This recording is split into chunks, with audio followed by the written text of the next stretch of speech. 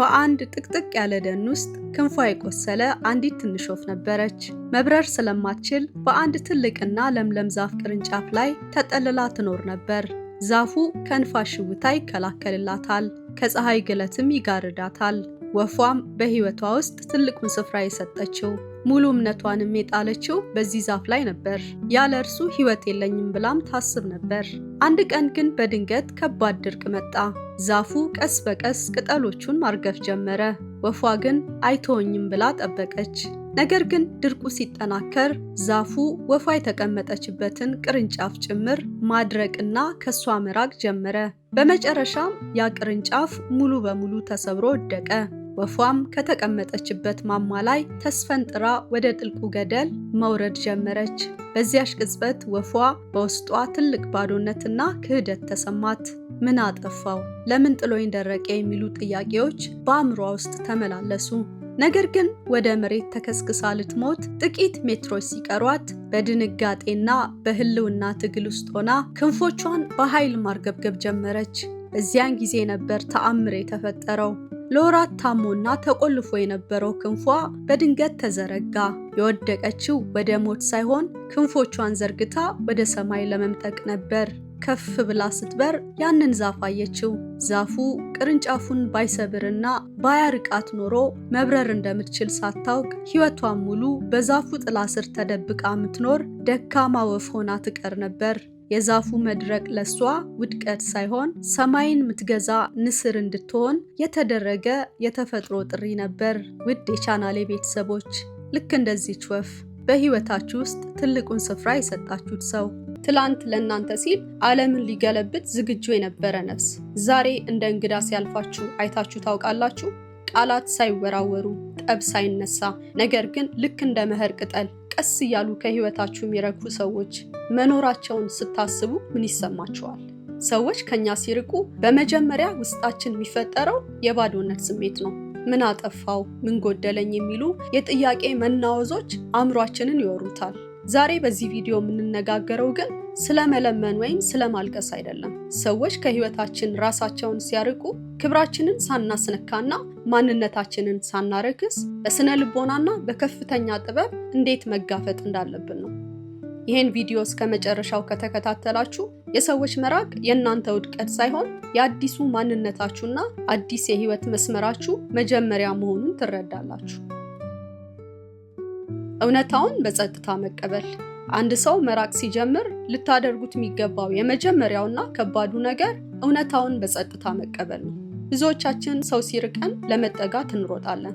የራቀንን ሰው እጅ ለመያዝ ስንዘረጋ የራሳችንን ሚዛን እናጣለን። ነገር ግን መረዳት ያለብን ነገር ፍቅርም ሆነ ወዳጅነት በግድ የሚሰጥ ምስዋዕት አይደለም። አንድ አባባል አለ፣ የሚሄድን ሰው በጭብጨባ እንጂ በለቅሶ አትሸኘው። ምክንያቱም ለመሄድ የወሰነ አእምሮ ውስጥ ቀድመህ አንተ ሞተሃልና። ስለዚህ መልስ የሌላቸው ጥያቄዎች ደጋግማችሁ አትጠይቁ።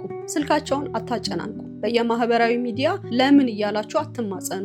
ጸጥታ ትልቅ መልስ ነው። የእናንተ ዝምታ ለራሳችሁ ያላችሁን ክብርና ኩራት የሚያሳይ ታላቅ የክብር አጥር ነው። 2 የራስን ዋጋ መለካት። ሰዎች ከኛ ሲርቁ የኛ ዋጋ የቀነሰ ይመስለናል። ይሄ ግን ትልቅ ስህተት ነው። አንድ አልማዝ ጭቃ ውስጥ ቢወድቅ ዋጋው አልማዝነቱ ላይ እንጂ ጭቃው ላይ አይደለም። የሰዎች መራቅ የእናንተን ዋጋ አያሳንሰውም። ይልቁኑ እነሱ የእናንተን ዋጋ መሸከም የማይችሉ ደካሞች መሆናቸውን ያሳያል። አንዳንድ ሰዎች በሕይወታችን ውስጥ የሚቆዩት ለተወሰነ ምዕራፍ ብቻ ነው። ወቅቱ ሲያበቃ ታሪካቸውም ያበቃል። መጽሐፍ ስታነቡ ምዕራፍ 1 ሲያልቅ ወደ ምዕራፍ 2 እንደምትሸጋገሩት ሁሉ የሰዎችን መራቅም እንደ ምዕራፍ 1 ማክተሚያ ቁጠሩት። እነሱ ከእናንተ ሲርቁ ለአዳዲስ ለበለጠና ለተሻለ ማንነት የሚሆን ሰፊ ቦታ በሕይወታችሁ ውስጥ እየተፈጠረ መሆኑን አስተውሉ። 3 ጉልበትን ወደ ራስ መመለስ። ሰዎች ሲርቋችሁ በእነሱ ላይ ታባክኑት የነበረውን ስሜት፣ ጊዜና ጉልበት ወደ ራሳችሁ መልሱት። ያ ሰው እንዲወዳችሁ ለማድረግ ትጥሩ የነበረውን ያህል አሁን ራሳችሁን ለመውደድ ጣሩ። መጽሐፍት አንብቡ፣ አዳዲስ ክህሎቶችን አዳብሩ፣ ህልማችሁ ላይ አተኩሩ። ትልቁ በቀል ወይም ትልቁ ምላሽ ስኬታማ ሆኖ መገኘት ነው። ከዓመታት በኋላ ያ የራቃችሁ ሰው ዞር ብሎ ሲያያችሁ ትላንት ጥሎት የሄደው የቆሰለ ወፍ ዛሬ ንስር ሆኖ ሰማይ ላይ ሲበር ማየት አለበት።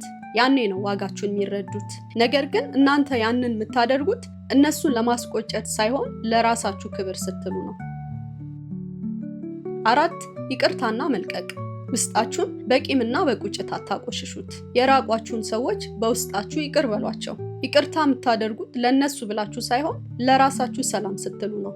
ሂዱ፣ መንገዱን ጨርቅ ያርግላችሁ በሉ። ህይወት ልክ እንደ ባቡር ናት። በየጣቢያው የሚወርድና የሚሳፈር አለ። ዋናው ባቡሩ ጉዞውን አለማቆሙ ነው። ዋናው ነገር የእናንተ የህይወት ታሪክ መቀጠሉ ነው። 5. የትዝታዎችን እስር ቤት መስበር። ሰዎች በአካል ከኛ ቢርቁም በትዝታ ግን ሁልጊዜ አብረውን ሊኖሩ ይችላሉ። አብራችሁ የጠጣችሁት ቡና፣ የተጓዛችሁበት መንገድ፣ የሰማችሁት ሙዚቃ ሁሉ ያንን የራቃችሁን ሰው ሊያስታውሳችሁ ይችላል። ይሄ ተፈጥሯዊ ነው። ነገር ግን በትዝታ እስር ቤት ውስጥ መኖር ራስን መቅበር ነው። ትዝታዎችን አታጥፏቸው፣ አትጥሏቸውም። ነገር ግን ልክ እንደ ትምህርት ቤት ማስታወሻ ቁጠሯቸው። ፈገግ ብላችሁ ያዋቸውና ያኔ ጥሩ ጊዜ ነበረን፣ አሁን ግን አልፏል በማለት አእምሯችሁን አሳምኑት። ያለፈው አልፏል፣ የወደፊቱ ግን በእጃችሁ ነው። 6. የተፈጥሮን ማጣሪያ መቀበል። ሰዎች ከህይወታችሁ ሲርቁ ልታስታውሱት የሚገባ ትልቅ ሚስጥር አለ። ይሄም የተፈጥሮ ማጣሪያ ወይም ናቹራል ፊልተሪንግ ይባላል። ህይወት ልክ እንደ ወንዝ ናት።